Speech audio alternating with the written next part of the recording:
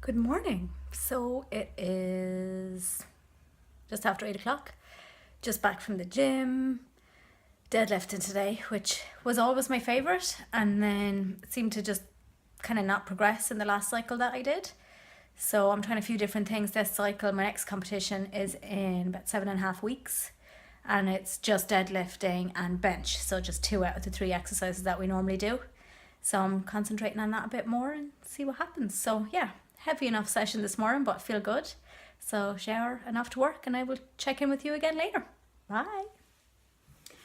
Good evening. Slightly different location. I'm trying to catch some light. Partly it's getting late in the day and it is really wet and grey and miserable here today. Typical kind of winter weather more than autumn. We seem to have been skipping it a little bit this year, but hopefully, anyway, enough the weather, as we say. So I'm going to do something a little bit different today, and I don't know if this will appeal to everyone, but sure, we'll see what happens and people can let me know and that kind of thing. But I always get asked about the powerlifting, kind of, even my mother asked me a couple of weeks ago, what made you do this, or how did you get into it? And it's kind of accidental, really. I decided just before Christmas last year that I had had enough of yo-yoing in weight and dieting and trying something for a few months and giving up, and I tried several things, and we have a visitor who's curious about why I'm talking to myself. Do you want to come up? Okay. So, somebody, since he's gotten old and arthritic, now has to faff about getting up on things. It'll take a few attempts. There we go.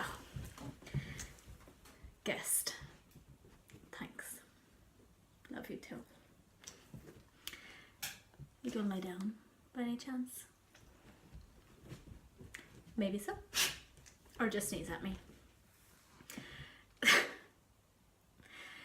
So, how did I get into powerlifting? By accident. Yeah, I decided I was going to start in the gym and really wanted to kind of change things, and I went to a gym that was local to me. It's kind of, they do classes rather than it just being one of these gyms where you go in and kind of work away yourself.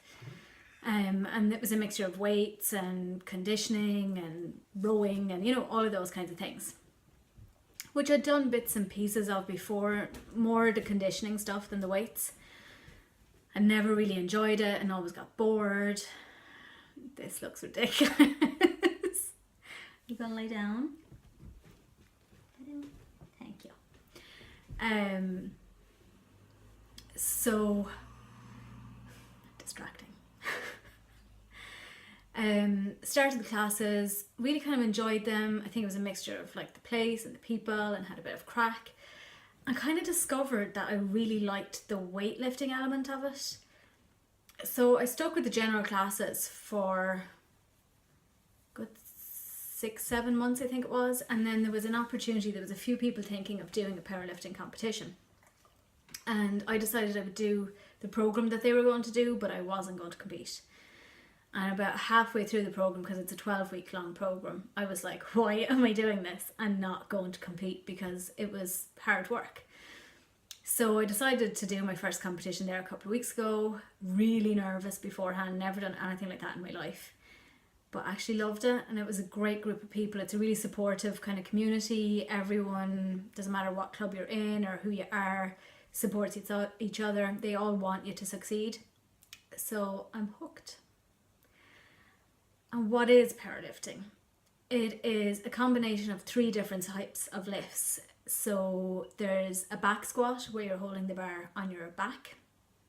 There is a bench press, so you're lying on a bench and you press upwards. And there is the deadlift, where the weight is on the ground on a big bar and you just basically stand up. As is a common kind of joke about the thing, it's just lift the thing.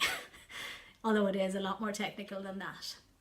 So competitions vary. The last one was all 3 of those lifts, and you get 3 attempts at each lift. So you usually kind of start with an opening weight and work up to maybe a max, or if you're going to try and get a record for yourself or that kind of thing.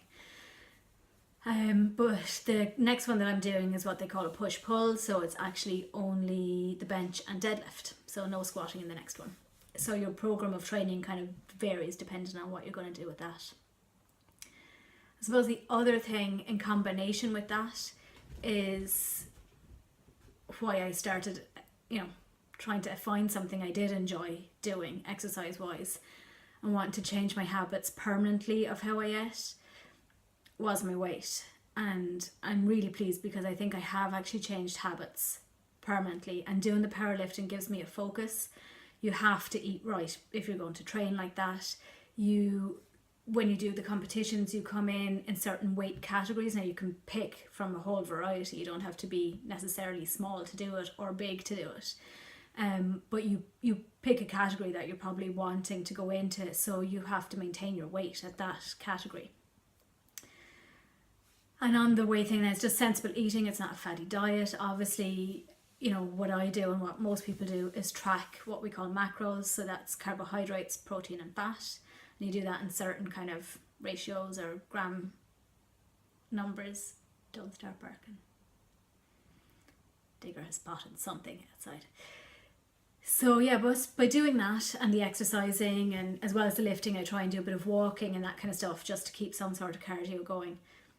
Since January, I have lost over 13 kilos, which for the old system is 29 pounds or just over 2 stone.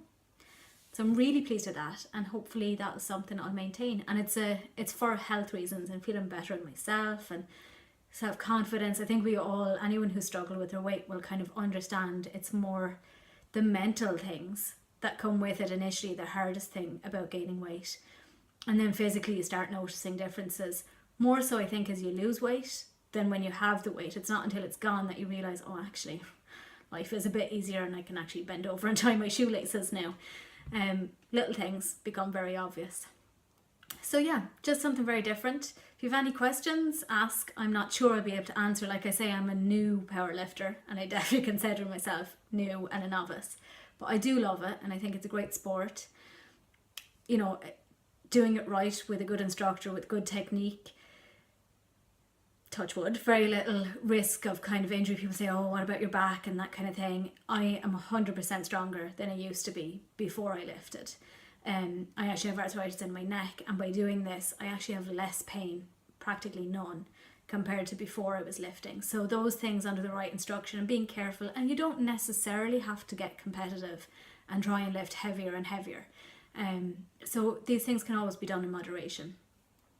Do you get really big and bulky? That's another question. Again, no, you would have to do massive volume and train really hard over a long period of time, adding weight before those kinds of things would happen.